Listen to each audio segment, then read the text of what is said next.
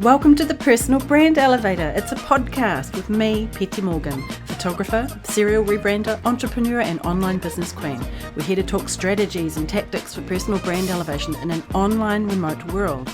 If you provide services online, then you are your brand. So come on, jump in the elevator with me because we are going up. Content. When we talk about content in regards to your content marketing, it's about everything that you create and put out there into the world. Blog posts, social posts, videos, quotes for articles that other people publish, podcast episodes, Instagram stories, etc., etc. Your content is what draws the right people towards you. It's typically free content, put out there to show who you are, what you know, and what you can do for your people. Putting content out there gives you a reason to appear in someone's Facebook feed or in their inbox, in their freshest podcast list, in their YouTube notifications. It gives you a reason to promote your business in an organic way. That's why we create content. But beyond that, does your content have a purpose? And do you have a content strategy that's working for you? Well, today we're going to look at a few different content strategies for brands doing business online and over social media, and specific tactics to make your content strategy more effective. But first, let's talk about why you are creating content. The reason as a business owner that you are creating content will probably fall into one of the following categories, whether you realize it or not. Firstly, to show authority in your niche or knowledge of your topic. You write and share about topics related to your niche or industry to show your potential customers how much and about what you know. You talk about your differentiation factor to help customers make a decision about who to work with. You offer value to create goodwill and give potential customers a taste of how you can help them.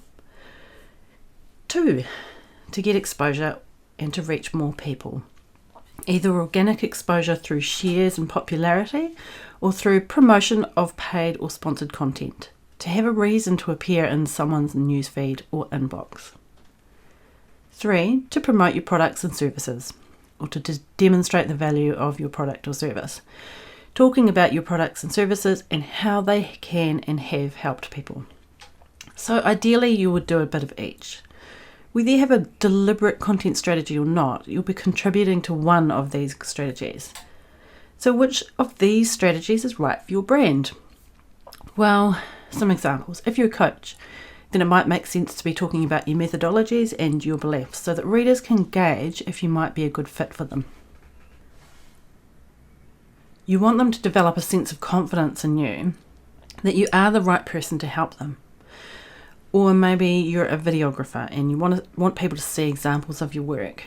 So your content might be based around your work. It's interesting and it's shareable so that it might be seen by many eyes. A physical product-based business might be talking about creative ways to use their product or just showing the product being useful, whatever its use may be. Whatever is the case, you first need to be clear on the purpose of the content you're creating and then decide this. What do you want your visitor to do when they see it? Once you have your visitor's eyes on it, how you embellish that content will depend on what you want them to do. If your strategy is based on building authority in your niche, then generally you want it to be read. There's a lot out there about how to make your content engaging enough to read, but I'm going to boil it down to these 2 points.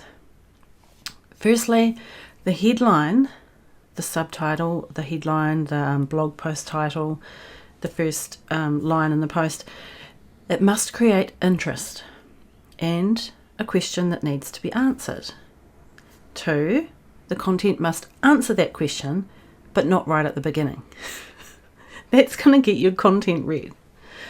Of course, it helps if it's relevant to how you help your people or what you do. It helps if it's valuable to the reader, i.e. it solves some kind of problem that they might have, whether they know that they have that problem or not, and there is some kind of a story behind it. It should be interesting enough to actually want to read, right? So that's the principle at play here. If you want your content to be read, then make it interesting to read. It doesn't need to be a novel, but solve a problem or answer a question and your reader will read it to the end. If your strategy is based around gaining exposure, then you'll want people to share and or like your content. You'll want the right people to share and like your content. What makes something likable or shareable is completely different than what makes it readable. In fact, if you want to make something likable and shareable, then the headline or leading sentence is the most important feature of your content. When people like a piece of content, they're giving it a vote of confidence that they're happy for others to see. They're saying, this is me. If someone shares your content, then it is an even louder shout from the rooftops. This is what I believe. If you want to gain new followers and exposure through your content being shared, then it needs to say something about the person who is sharing it. And that comes back to who your ideal customer is.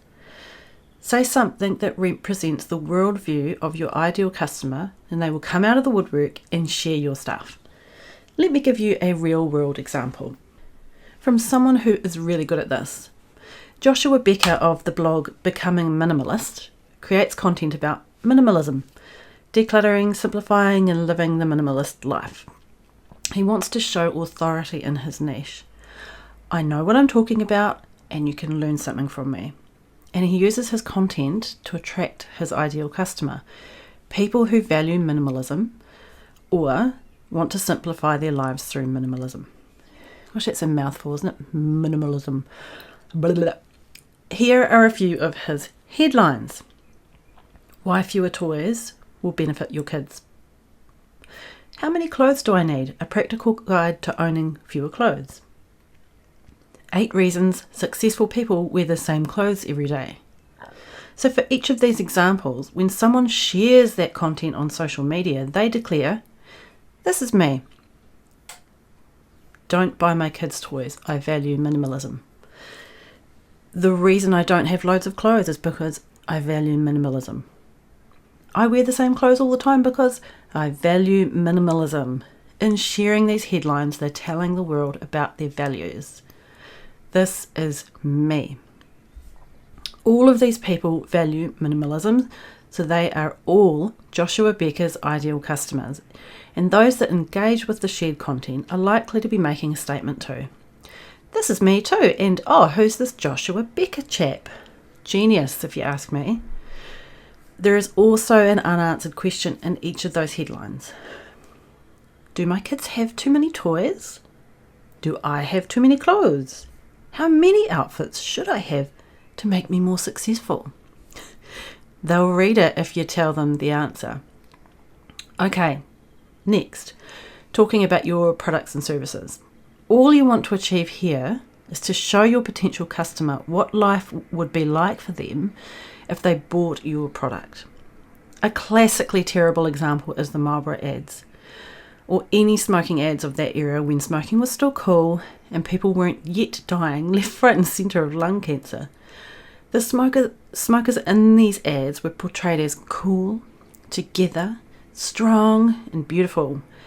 This is what life could be like for you too if you smoked Marlboros. As grim as those ads look now, that tactic worked, and that tactic still works. Show me how my life will be better when I buy your product. If I can apply it easily to my own life, i.e., can I see myself in your product? I want it. Oh, look at how happy Courtney is when she's wearing my earrings. How good she looks.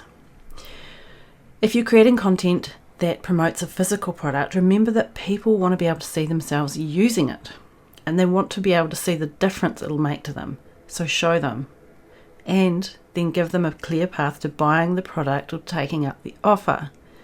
So whether it's a social media post or a blog post, remember that when you put content out there, most of it is perpetual and it can be discovered at any time in the future. The returns you can get on well-structured content with a clear call to action is endless. Get clear on the returns that you actually want from your content and then structure it in a way that encourages those returns.